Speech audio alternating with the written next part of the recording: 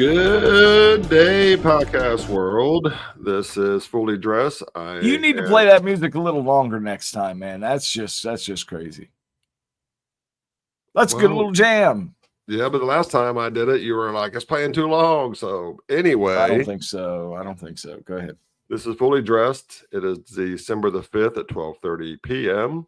on this wonderful Friday afternoon. I am Bruce, and I don't know if that's the right side or that when you're looking at it. That's you're pointing the right.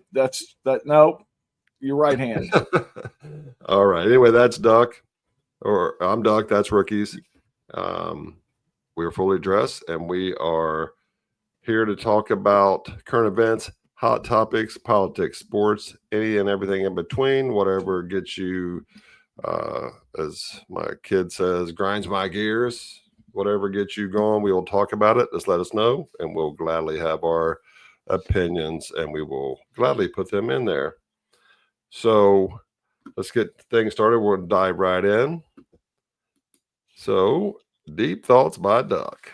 Quack. Yeah, quack. I have so many things that I look at, think about all week long leading up to the show, what I want to talk about, but there's so many things. So I have to whittle them down. So these are just a couple of the things that really I have thought about a lot this week, and I keep reading, and I go through all the different news sites, not just Fox, as if I'm a right-sided person, but I go to all of them, and I listen, I watch, I read, and you hear so much stuff about the population is abandoning Trump.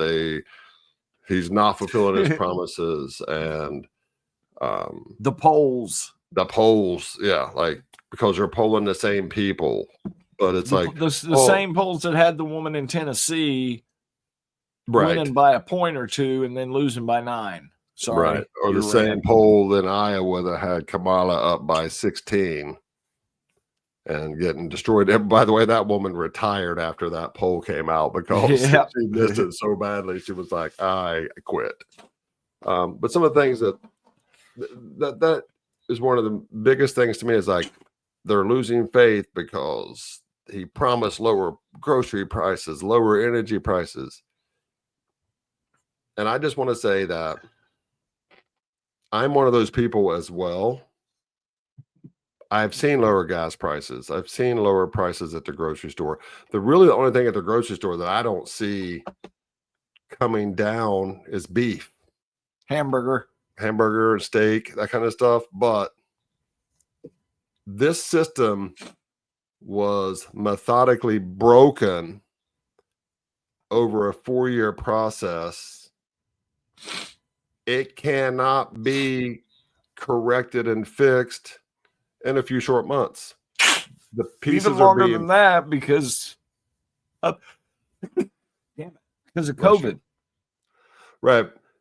But I'm saying to fix it, you can't just come in and today and be like, today it's going to do this and we're going to fix it, and tomorrow the prices will be lower. You got to put the pieces back into place. All the systems that were there that were broken and taken away and eliminated, you got to put those back into place. You got to have warehouses and then workers and paths to get to the things from one place to the other. You have to realize that it cannot be corrected overnight. So would I like for things to be cheaper today? Hell yes, I would. But I also realize you can't fix it overnight. So you got to trust the process. I've seen the prices of gas. I paid gas this morning. I paid $2.79, where for 4 years it was $3.80, $3.90, consistently. So that's $1 less or more in certain areas. For us, I feel like we see it more than you all do. Up north, but I know in California they're paying $8.50 a gallon. So it is getting better. Just stop freaking thinking it's going to be done today. because it's not. But look at the In wins. support, U.S. crude oil in the Strategic Petroleum Reserve stocks is the current level of 411.67 million, up from 411.42 million last week, and up from 390.36 million a year ago. It's up 0.06 from last week and 5% from 1 year ago. So he's not only refilling the Strategic Petroleum Reserve that Biden released a bunch of oil from in order to bring prices down. He's refilling that, and gas prices are under $3. Go ahead. Right. And Biden basically emptied the reserves that were meant for emergency times. Not to lower gas prices. Right. They're emptied. So it's almost like Newscomb out there in California emptied all the water and never filled it back up. Like, we won't need it. Oh, let's burn down half of my state because I wasn't prepared for this. But like, give it some time. And I really believe that 2026 is going to be a financial boom for everyone.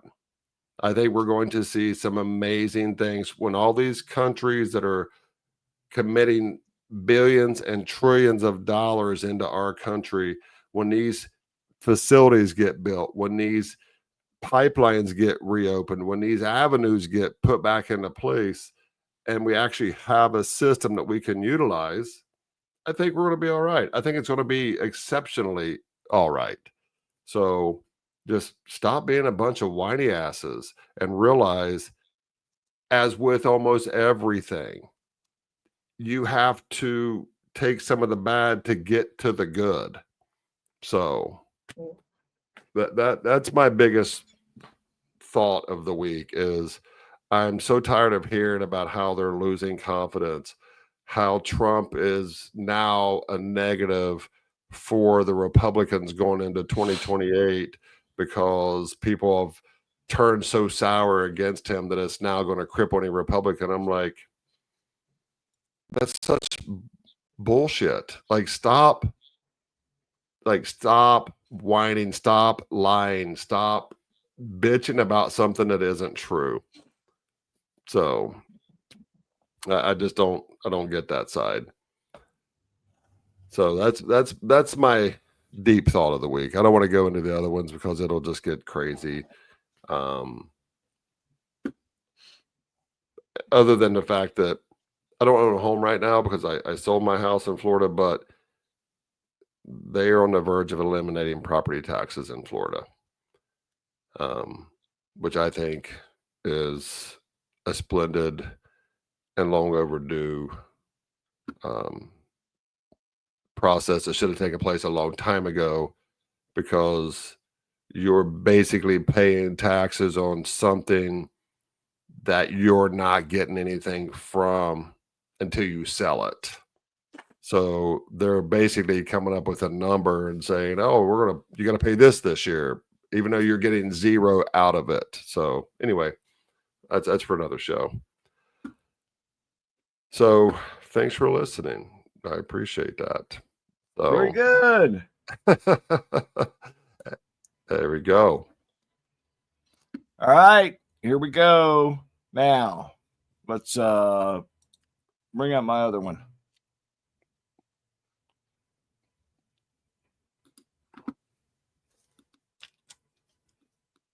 Well, who is that? I can't think of his name, but he's the bomber. Brian Cole Jr. My questions were, after the arrest, Republican or Democrat, male or female, mentally challenged, criminal history, who was the aggressor, motive. Fully expected this to be a white male. For whatever reason, thought it would be a white male. I expected him to be liberal leaning, but if he's conservative, they blame the Republicans on it. That wouldn't have surprised me either. But this apparently is the guy that planted the pipe bombs in DC that, for whatever reason, they didn't go off. whatever reason that is. I'm not sure. But that's my rant is, oh, look there. What's up, fellas? What's up? Mr. Hicks?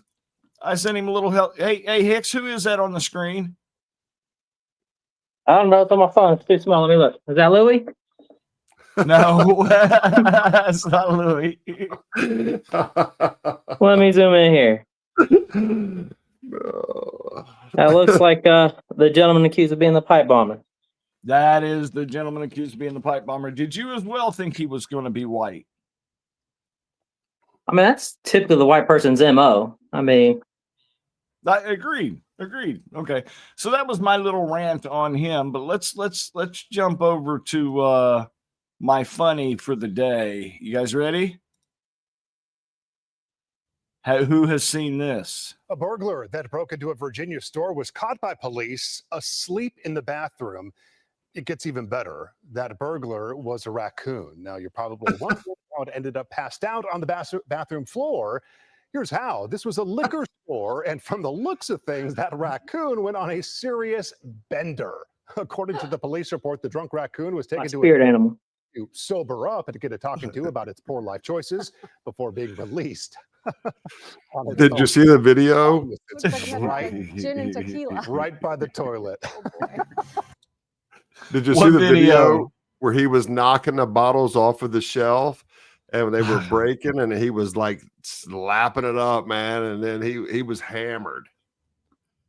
You see him walking through. Amazon offers hourly employees health care on Pretty day drunk, one for that's the whole true. family. I wasn't prepared Right on to show. that shelf, a now infamous raccoon taking one of the first tumbles of what would be a wild night. Video obtained by NBC News shows the critter inside a Virginia liquor store.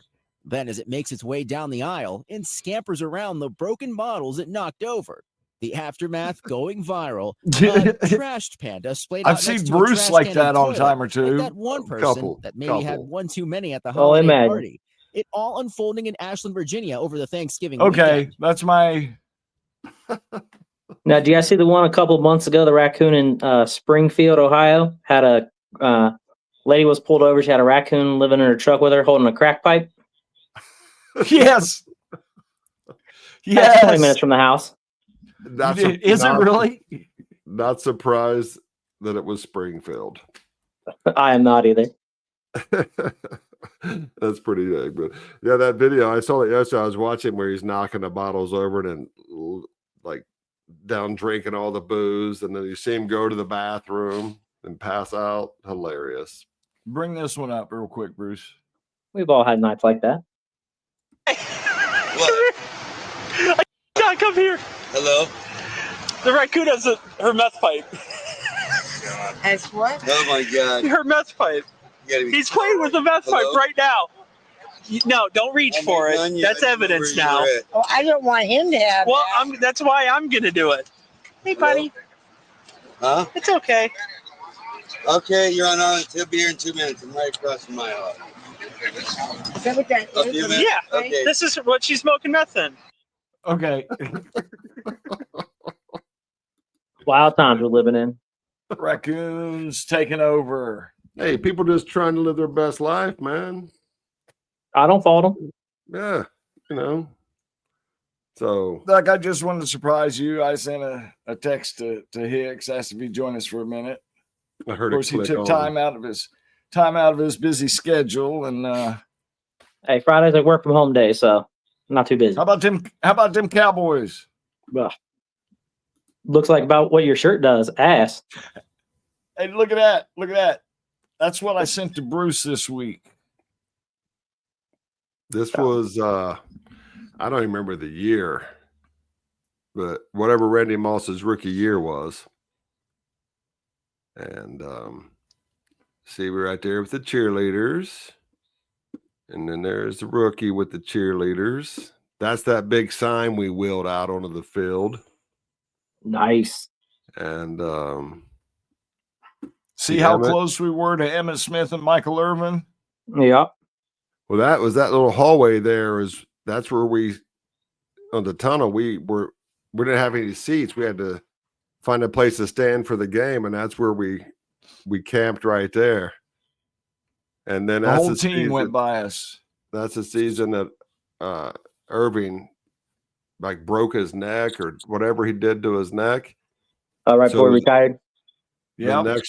The next game we went to, he watched the game with us in the tunnel with Patrick Ewing and Grant Hill. Yeah, I looked at going to the game last night, but I couldn't justify spending $250 for standing room only tickets. Yeah, and now that it's over, glad you didn't. Yeah, I'm glad I didn't. Yeah. Yeah, Wasn't too happy with that outcome, but again, I'll say it again. Cowboys aren't going to do nothing until Jerry steps aside.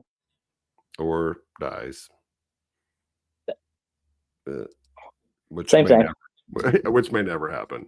You know. He's looking at that $100 billion in natural gas 3 miles down. So yeah, they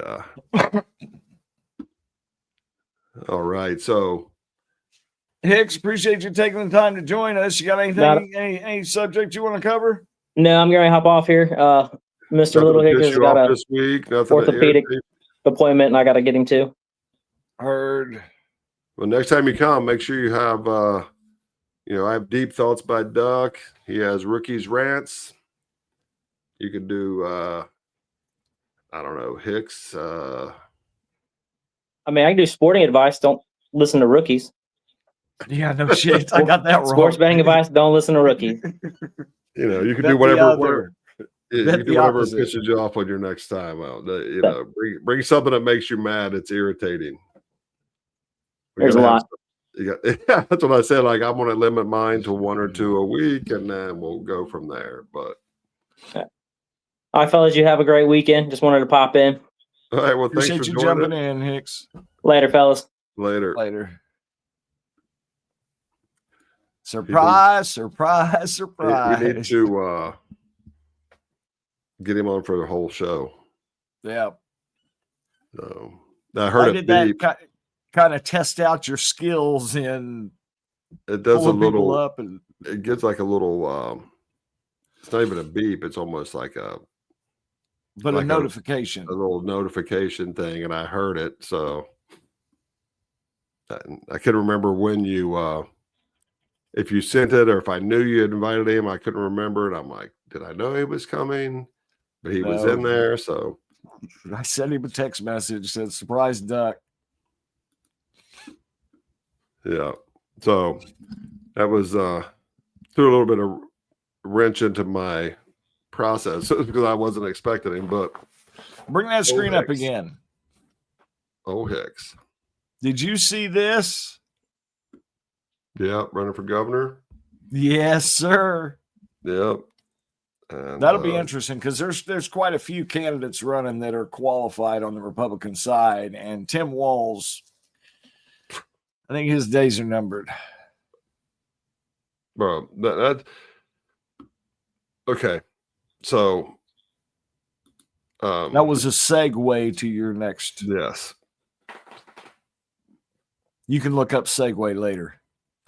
It's a 2-wheel scooter, right? Of course it is. Yes. So Somali fraud. What they know is over $1 billion where they were like setting up their businesses with PO boxes, no physical addresses, nothing, and applying for these grants and PPP loans and what have you, and then just keeping the money, shipping giant sums of it to Al-Shabaab back in Somalia for their criminal enterprises and their terrorist organizations. And apparently it was known. And whenever they were called out by it, they threatened to accuse them of being racist and to sue them. So they, like Tim Walz, reinstalled the money to go to them after knowing that it was all a sham. And I looked it up. I heard it on the radio this morning in the car, but I haven't been able to find it. But apparently one of Omar's top ranking officials was arrested for being a part of this. So then she comes out this morning and says that ICE will not be able to find a single undocumented Somali person in Minnesota. And I thought that was a bunch of crap at first. Then I started reading about it, and they have such a system that she's like, you come here, you get a green card. Within 1 to 5 years, you're a citizen. They can't deport us now because how they streamlined it in that area. I don't know if through the state government or what it was, but like they are doing exactly what they said the Muslims are going to do, take over from the inside, get them here. Look, they've already stolen $1 billion. That's what they know about on only like a week or two of investigating. That's what they found already.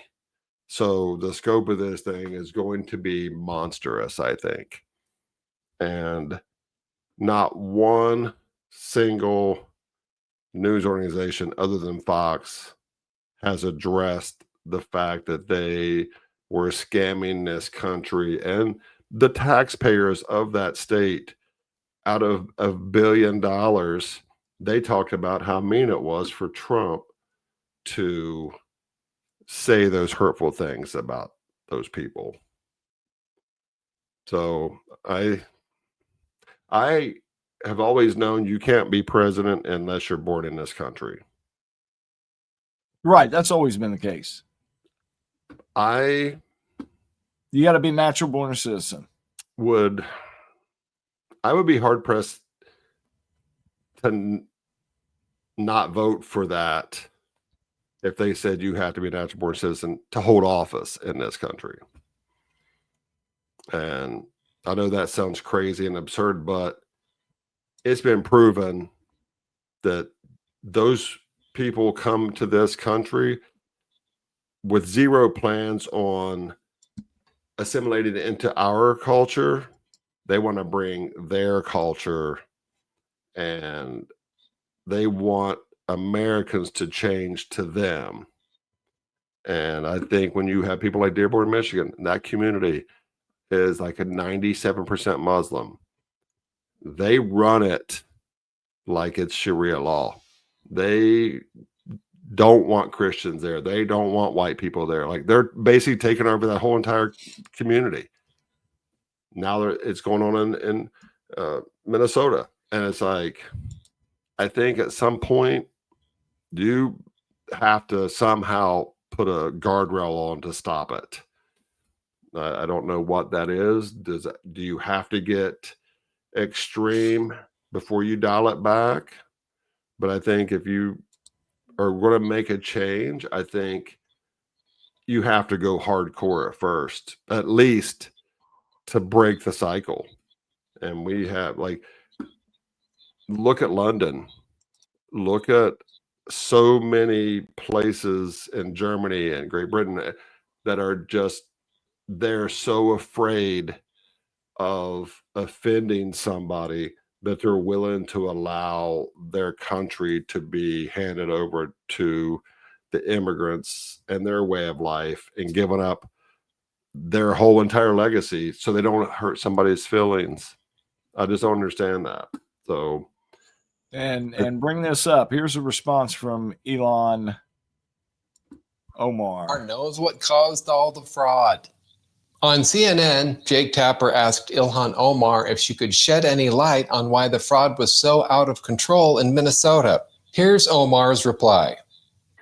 I think what happened is that, when you have these kind of new programs that are designed to help people, you're oftentimes relying on third parties to be able to facilitate.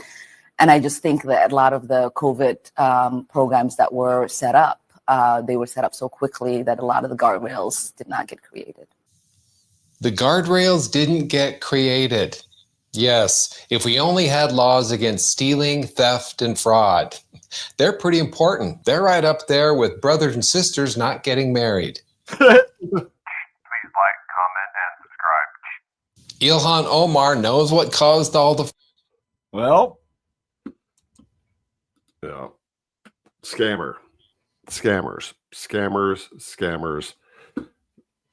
And I'm not just saying it's they're immigrants from another third world country, but it's amazing to me, like when so many people of a culture can gather in one area. So, like when I lived down south of Florida, it was Haitians from West Palm Beach down, like that. You didn't see Hispanics like you would think you would. It was all Haitians. Here in Orlando, Central Florida, it's Brazilians. Like I don't know how do they send out a memo to everybody going, here's where we're going.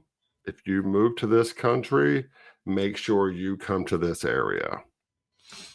So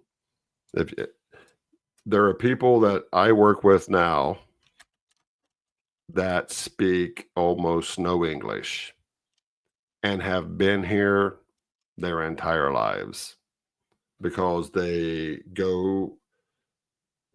from whatever community they're from. That's where they stay. They don't venture out. They don't learn the ways. They only communicate with people from their countries. I'm talking 30 and 40 years in this country and still don't speak the language. I'm like, you were born in this country and you still don't speak English. So I just think that it's a farce. I think if you come to this country, you have to renounce your citizenship from wherever you're from. And if you start showing signs like Omar, she hates this country. She has nothing good to say apparently about this. so. Then strip her of her citizenship and get her out of here. If you're not willing to give up, there's a lot of talk about that, but I don't know how once a person becomes a naturalized citizen, you can't just give them back. I appreciate people's idea that if you can't, but we're already past that process now. If she married her brother in an attempt to circumvent the laws and regulations for becoming a citizen, that's a different challenge that might be able to be made. But you can't just, you got to prosecute them for laws broken. You can't just strip them of their citizenship and send them back to their country of origin. well, I think going forward, there needs to be guidelines put into place that say, you want to move here? That's fine. Give up your citizenship of the country you're leaving. No dual citizenship. Like if you want to be a part of this, go all in. So I think people like that fuel others to come in because they were like, it's a free ride. I'm getting everything. Like I work all the time. I work 2 jobs. I probably work 60 to 70 hours a week so I can make it. And then you have others who come to this country, which I don't blame them for wanting to be here, but then don't work and you're given housing and cash, medical, like cars. They pay you to not do anything. And then you find out ways to take from that goodness to send back to your country. I just don't get it. Like Yeah, that's the nonprofits taking in money, sending it back to Somalia. I've got a real problem with. I don't think Somalians across the board are not welcome here. I think No. there's plenty of them here that are adding to this melting pot. I think there's the people that take advantage of it are the ones that need to be looked into. And I think the only way to really do that is to really crack down on all these nonprofits. You file as a nonprofit, who's following up to see if these people are really providing the services and goods that they're saying. There's plenty of really good nonprofits, and I don't want them to get hurt. But let's look at, what was I thinking the other day? Where is it that you go to donate your clothes and then they resell them? At Goodwill. Okay. Salvation Army. So is Goodwill a nonprofit? No. Goodwill is are- owned by one guy. And I don't believe they're set up as a nonprofit, but it is a for-profit business. Yes, Goodwill Industries International is a nonprofit organization, 501c3 charity that uses revenue from its thrift stores to fund job training, placement services, and other community programs for people facing barriers to employment. Okay.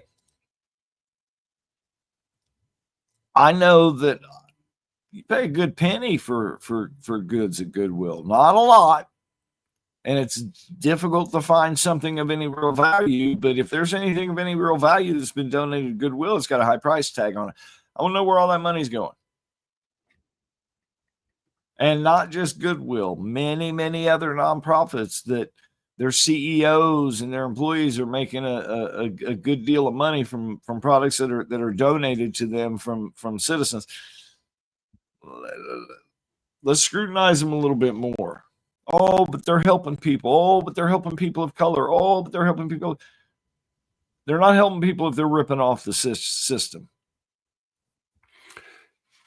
Years ago, when I worked for Texas Roadhouse, we did a conference. They do Monday and Tuesday is they call them open in session. And you would go in the morning and they would go over, and it was a mandated thing because we were publicly traded, where you had to go over the financials, the year we just went through, what the plan was for this time we were in, and then what we expected for the upcoming seasons or whatever. Okay. And we always had a guest speaker. And one year, the lady who runs the Susan G. Komen Foundation for Cancer, she was the sister to Susan G. Komen, who died of cancer, and it was started in her sister's name. And they had taken in $2 billion in donations the year that she came to speak. I don't remember what year it was. It's like 10 years ago. They took in $2 billion. Less than 1 million of that 2 billion was spent on cancer research. 1 million out of that 2 billion, because they paid her like 14 or 15 million to run the organization. They had all these other executives and officers that were making $1 million or $2 million. They had all these super fancy high-rise buildings in New York City and Los Angeles and all these other places. All of the money that they were taking in as a nonprofit were spent on the executives or employees mainly. And that was when I learned all that year, I stopped donating to that charity. Yep. And I'm like, you're basically giving nothing to the cause. Your cause is not even a cause anymore. And like, if you signed up to be someone to go out and try to gather donations for that group, it was like your job. And you had weekly calls. you had people that were on your ass. Why aren't you bringing in more money? You need to, like, they rode you. Like, it was serious business, but they spent almost nothing on what the whole process was for in the first place. So I'm with you. Like, you can crack down on that shit. Well, I know I have a hard time handing $1 or $5 out the window to the guy standing on the street with a sign, because I've seen too many stories of those same people leaving there, going 2 blocks down, getting in their nice car and driving to their nice house. Yeah. So unfortunately, that hurts the people that legitimately could use the $5 that I'd be more than happy to give to somebody in need, because I don't know if you're a scammer or not. So now we've got all these great big nonprofits that are supposed to be helping people, distributing money to people that need it, food, whatever. I don't know who to trust. So who are you going to give your money to? I don't know. I know. And I give it out the window because I feel like my chances are better that way. Well, and I'm very maybe judgy about it as well. I come home, I go to work, and I come back to the same path every day. Never fails. Creature of habit. And on my way home, it's there as well, but on the way home, there's more of them out. They are panhandlers. They have certain places, same people, same section, same area all the time. And there's one kid, he's a young kid, he's probably in his 20s. He has some issues mentally. I don't know what they are, but he has some issues. But this guy's a hustler. Like, he doesn't ask for anything. He has a grocery cart. They lifted from like Publix or something. And he has a cooler, and he fills it full of bottles of water, and he sells them. Whatever you donate to him, and he'll give you water. Never ask for anything. But he is out there in the morning on my way to work, on my way home. I've worked night shifts where I go, and he's there all the time.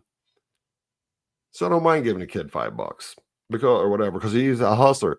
But there's another older guy that sits this intersection. This kid sits on the right side where you would turn right. And then in the median, right in the middle, there's this older guy, has a lawn chair, a big umbrella, and he holds up a sign that says, "Homeless, need food for my veteran, need food for my dogs." Has 2 dogs. And I've given him money before. But then I started watching him. He never gets out of his seat. The other day I went by, he's got on a headset, Beats by Dre headset, which are like $300. I noticed he's got a new iPhone. And then I looked at his shoes, and he's wearing like new Nikes. And I'm like, either you're collecting a lot of money here, or you don't need to be out here collecting money. Like, he had nicer shoes on than I did. And he's got the Beats by Dre. I'm like, you're trying to convince people like me to give you money. And you got a new iPhone. You have the headphones on. Like, at least play the game. If you remember that guy in Athens that they busted him from he was from Ironton, and he was walking from this spot on the road where he was asking for money, like a half a mile away, and he was parking in the Bob Evans parking lot, and he was getting in his brand new pickup truck, like Dodge Ram 4-wheel drive truck, driving back to Ironton every day. He was coming up there asking for money, and then somebody happened to be up there that recognized him, and we're like, that guy's not homeless. Like, he worked 35 years, got a pension. Lives very well. But he was collecting money, and he admitted he was making $500 or $600 a day standing on the corner. That's crazy, bro. That's crazy. So that's crazy. I know it's a far tangent off of what we're talking about, but they're scamming the piss out of us, and I think that you should be able to hold somebody accountable for that. So I think that it's a crying shame that you can't speak up about the fact that somebody is ripping us off. So anyway, All right, bring up next topic down there. Did you see this? I didn't see this exact article, but go ahead. Fear erupted when Los Angeles Mayor Karen Bass celebrated a home owned by a home builder company, not a homeowner, as the first to be completed. So this is the first home that's been rebuilt in that area that burned down in the Palisades. Yep. Karen Bass announcing it as a major milestone. When in actuality, that is a home builder. Now, you've got people trying to rebuild their homes that can't get the proper authorizations and certifications in order to rebuild. But this home builder was able to get enough. That house hasn't even got people living in it. It's like a show house. Yeah. And I want to say, I could be wrong about this, but I want to say that they've awarded 6 permits since then. So far, 6. That's crazy. Yep. And they're still being forced to pay property taxes and homeowners insurance, even though their homes are burnt down. And they're not there. They're still being like, we have to pay homeowners insurance on the insurance that won't pay us for the house that got burnt down, which is why we had homeowners insurance in the first place. Yep. You So, can bring that down. Yeah, so she is a huge turd. I dislike her immensely and think that she is a giant scammer. So, and did you see where Halle Berry came out? Oh yeah. And I knew she'd said that, but I did not realize that he was there.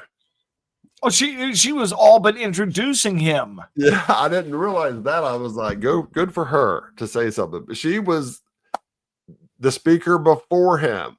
So he was like, Yes. well, I understand. I appreciate her. Like, she has the rights and to say what she wants. And I look forward to working with her and others like her to fix things. I'm like, they're broken because of you, you dumbass. Hey, babe, people are so stupid. All right, bring this one up.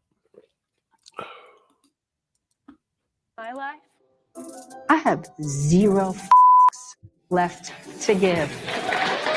Back in my great state of California, my very own governor, Gavin Newsom.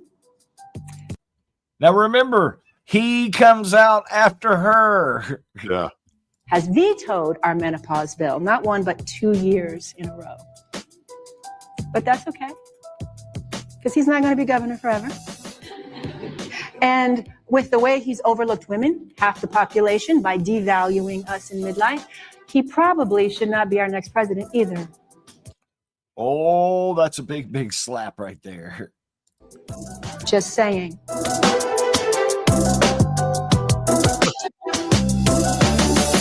Yeah, he said that he rejected that because it would inadvertently raise the healthcare cost of those women going through menopause if they had to pay for it out of pocket. And he's like, that's why I did it. And we're working. I look forward to working with her and others like her to correct this issue. I don't have any real idea what the bill was about. I don't. I just know Halle Berry is one of those big iconic people that you would expect to side with the Democrats under all circumstances. And clearly she just trashed the guy who is the leading Democrat for president of the United States in the next election. Oh, she'll probably get freaking canceled by her own people because Democrats are going to do this. They're eating each other. Mm-hmm. It's You're talking finally about the Republicans. It's finally happening that they're actually starting to self-annihilate because stuck together. It's like it's been known for years that a large portion of Hollywood has been Jewish, like all the studio heads, a lot of the actors and all that kind of stuff, which whatever. But when all this stuff came out about Palestine and Hamas and all that, and all these people were like anti-Jewish, those people that are Jewish join their side.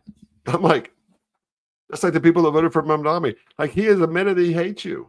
He admitted he doesn't like you. He admitted that he is anti-Jewish, and you voted for him. I don't understand any of that kind of stuff. Like, if you told me you hated me and you made it clear that you hated me and my kind, we probably wouldn't be friends. And I surely wouldn't vote for you for anything. I wouldn't give you money. I wouldn't make donations to your cause, because they're like, people are like Democrat no matter what.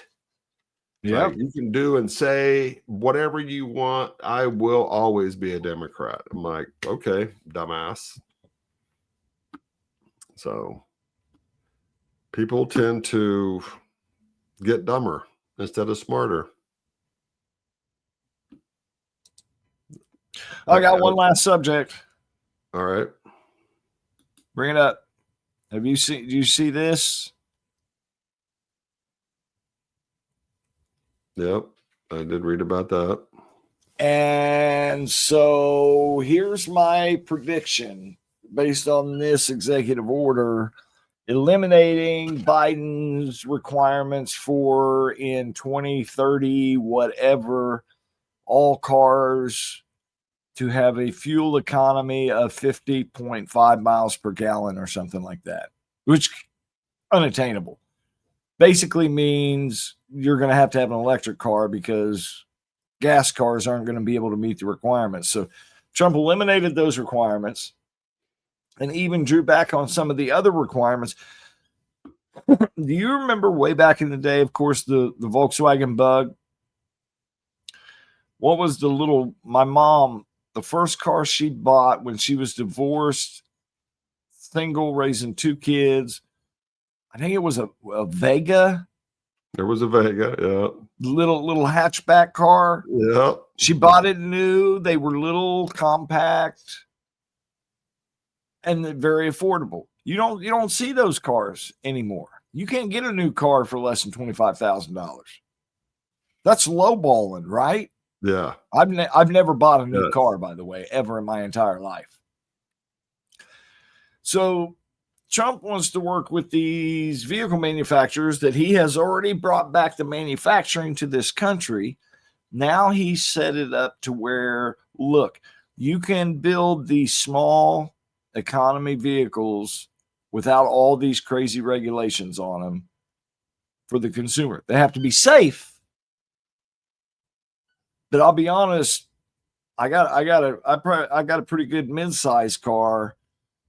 If it gets hit by an 18-wheeler, I'm going to get just as dead as if I'm in a small little Volkswagen Bug. Yeah. Just so that's the way it is. Safety concerns, that's all fine and good, but bring back the affordable cars. I'm good with that. That changes the entire. It makes used cars, which are incredibly expensive right now, if you bring the new car prices down, then the used car prices are going to come down. And that plays right into that word that we keep hearing, affordability. In 2019, I bought my Dodge Ram pickup. I brought it brand new, and it was $51,000, which I thought was enormously expensive. That's half a house around here. Yeah. We paid $50,000 for our first house. So I paid more for my truck than I did for our first home. Called you crazy then. Yeah. And and it was expensive, but I bought it. But I get it. I get it. Right. And have sold it since, but that same truck. So that was in 2019. I bought it January 1st, actually, in 2020, but it was a 2019. But I bought it. So that's been 5 years. We're just less than a month away from it being 6 years old. So I paid $51,000 for that truck. That truck right now is $78,000. New? No. Wow. That's in 6 years. It's now almost 80,000. So 45% higher. Mm-hmm. So price. If you stick with that path, and 6 years from now, it's going to be what, 114,000 for a pickup truck. Okay, what kind of vehicle is it? It's a Dodge Ram 1500. What year? It was a 2019 Bighorn.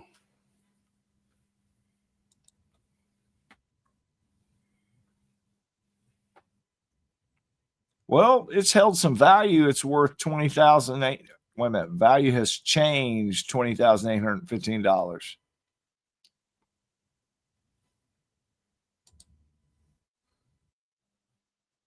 That's crazy though.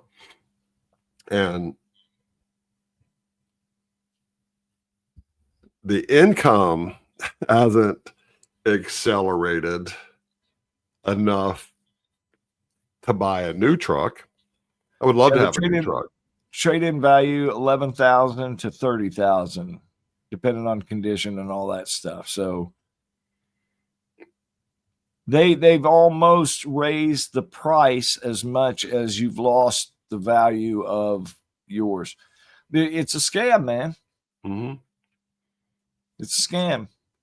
Bring manufacturing back to this country. Let them build cars that Americans want. I would rather have a little car that gets 40 miles a gallon to drive every day. And then if I'm well-to-do, I'll buy a car for traveling and for nights going out. But this is ridiculous. Yeah, and I shouldn't have bought that truck financially, like smart wise. It wasn't like people weren't like, yeah, you should do that. You know what I mean? Because it's known you buy a car, you drive off a lot, it loses 20% of its value. But I'm like, I worked my whole life, I want it, I deserve it, all that kind of stuff. But it doesn't make any sense because, okay, I bought that truck in Florida. It was sent here from, say, Detroit. It wasn't built in Detroit.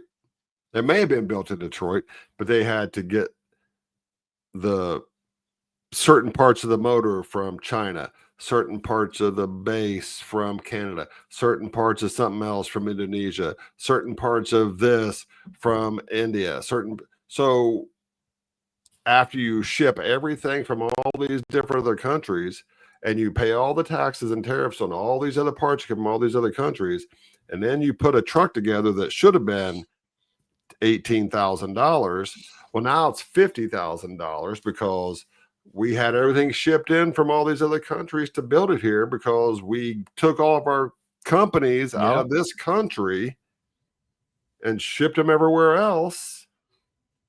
So then it costs that much. So then, okay, I get why it costs so much. So like you said, bring all that shit back home. You know, if you buy, like in Germany, so I can buy a brand new BMW here for $60,000. If I was in Germany and I wanted to buy a Dodge pickup truck that costs $60,000 here, it's $90,000 there because you got to pay like a 35% tariff to get it there. Yep. But we don't charge them to sell their cars here. We do now. We do now. But that's the only way it's going to even up. Bring all those plants back here. So when you build that truck, you build it in that plant. You make those things in that and plant. American workers are making the money for being the employee that builds the vehicle. They take pride in the vehicle that they're building. Remember back when it was Ford, Dodge, and Chevy, and the trucks, and the American built and American made, and Where did that go? Dodge actually has a commercial out right now, and I'm pretty sure that it's Dana White from the UFC who's the one doing the talking. He was like, there's two things you can't do as an American. You can't stop being an American and something else. And I can't remember what it is, but I'm like, that's the first thing I've seen about America first and pro-America in a long time, because it was almost like a sin to be proud to be here. So like for people like me and you, like we already got strikes against us because we're white and we're males and we're American. So we hit the trifecta of all bad things. If you are a Democrat, like you are a sinner on all levels. Though. All right, we got only a couple minutes left, so we're cruising up to our time limit. All right, go ahead and bring that up then. Did you see this? Yeah. What? Whoop! Doink. Like that's almost like on purpose. You know what I'm saying? Like it's like what the you got one job. What the fuck? Like how do you even do that without it being on purpose? Yeah. Yeah. That is like that's your you job. need to go immediately and check all the betting places to see who wagered $10,000 on that being a missed field goal. Yeah. Yeah. Because that was absurd. That was ridiculous. All right. What's your closing comments? Anything? You That got was anything? it. That was it. All right. That was my sayonara. Well, this is episode 12 in the books. We appreciate you being here. Thank you for paying attention. Like, share, and subscribe. Tell all your friends about us and how cool we are and how much smarter you are from listening to us. So we appreciate it. So go Bengals. Go Bengals. This is our, Beat it's our Buffalo. week. So God bless America. God bless each and every one of you. God bless our president. May you be blessed beyond measure. We'll see you next week. Peace out.